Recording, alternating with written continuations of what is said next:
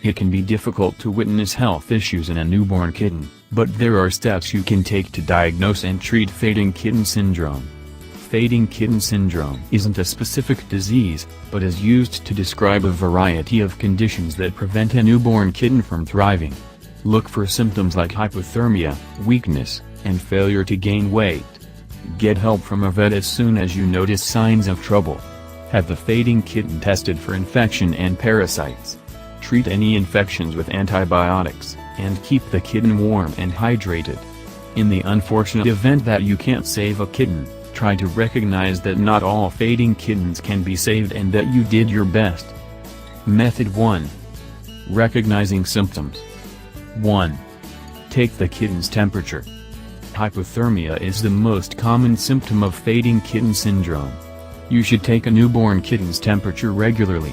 In the first week, a kitten's rectal temperature should be between 95 and 98.6 degrees Fahrenheit, 35 to 37 degrees Celsius. The temperature should increase to between 96.8 and 100.4 degrees Fahrenheit, 36 to 38 degrees Celsius, in the second and third weeks. By the fourth week it should reach standard adult levels of between 100.4 and 102.2 degrees Fahrenheit, 38 to 39 degrees Celsius. 2. See if the kitten can support itself and roll over. By 3 days of age, a kitten should be able to roll over if it's placed on its back. By 2 weeks of age, it should be able to support itself on all 4 limbs and begin to crawl. Failure to reach these milestones could indicate weakness associated with fading kitten syndrome. 3. Look for inadequate weight gain. A healthy kitten's weight should increase by 7 to 10 grams per day. You should weigh a newborn kitten twice per day using a precise gram scale. Failure to adequately gain weight can indicate malnutrition and possible underlying problems. 4. Check for physical abnormalities. Congenital defects are a common cause of fading kitten syndrome.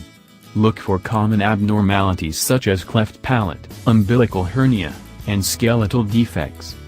These kittens are often weaker than the rest of the litter. They tend to be smaller or runty. They may spend time away from the rest of the group and are usually the last to feed. The mother may even ignore or reject a fading kitten or refuse to nurse it. Unfortunately, severe defects are usually untreatable. Method 2. Consulting a veterinarian. 1. Bring the kitten to the vet at the first sign of trouble.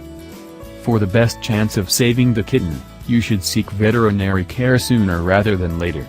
If possible, you should bring the entire litter in for examination to rule out a litter-wide health issue. The queen, or litter mother, should also be examined by the vet. 2. Have the vet test for infections. The vet should administer a blood test and bacterial culture to identify an infection or infestation. Fading kitten syndrome can be due to a variety of viral or bacterial infections. Internal and external parasites can also compromise a newborn kitten's health. Improper nursing or failure to nurse can increase the risk of infection and infestation. During the first few weeks after giving birth, the mother passes protective antibodies through colostrum, which is a fluid the kittens ingest when they nurse. Method 3. Treating fading kitten syndrome. 1. Keep the kitten separated and warm. The kitten should be separated from the litter, especially if an infection is detected. Kittens rely on huddling with their mother and littermates to keep warm, so you should take efforts to keep a separated kitten warm. Keep the ambient temperature as warm as possible. Keep the kitten wrapped in a blanket or towel. You can use a heating pad to keep its box warm, but be sure to check the pad frequently to make sure it's not too hot. 2. Provide humid nursery conditions. In addition to maintaining a warm temperature, nursery conditions should also be humid. Using a humidifier if necessary, keep the ambient humidity between 55 and 65%. Humidity will help prevent fluid loss and dehydration. 3. Treat dehydration and malnutrition. If the kitten cannot nurse, you should bottle feed it every 2 hours. If it cannot suckle, it'll require a dextrose solution, a sugar solution, which the vet can administer intravenously. Wipe the kitten's rear end with a damp cotton cloth after each feed and remove urine and feces. This also ensures you're mimicking the care the kitten would receive from its mother.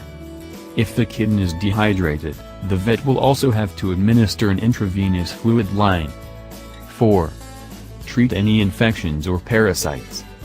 If the vet identified an infection or parasitic infestation, they will likely prescribe an antibiotic or antifungal medication. If the kitten can suckle, a liquid medication can be added to milk. If not, medication will likely have to be injected. Tips. Routine veterinary care throughout the breeding process can help prevent fading kitten syndrome. The litter's parents should be tested for genetic abnormalities. The mother should be monitored throughout pregnancy for proper weight gain to ensure she's fit to deliver and nurse a healthy litter.